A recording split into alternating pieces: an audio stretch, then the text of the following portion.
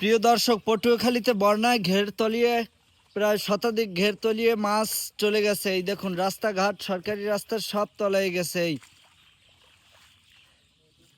এই যে এই দেখুন সরকারি রাস্তা, এই একটা মাছের ঘের, তারপরে এই একটা মাছের ঘের, এগুলো সব তলায় গেছে। এই যে এই দেখুন, মাছ মানে গ্রামের কৃষকের অনেক ক্ষয়ক্ষতিপূর্ণ এলাকা। এটা হলো বকুলবাড়ি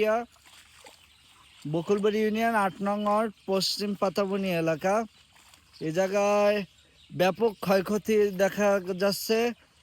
এক্ষেত্রে সরকারের আমরা কিছু ক্ষতিপূরণ দাবি করছি। যদি সরকারের এই বন্যার্তদের, ক্ষতিগ্রস্তদের মাঝে কিছু সাহায্য সহযোগিতা করে। দেখুন, এই এই এদিকে এসো, এদিকে এসো, এদিকে এসো।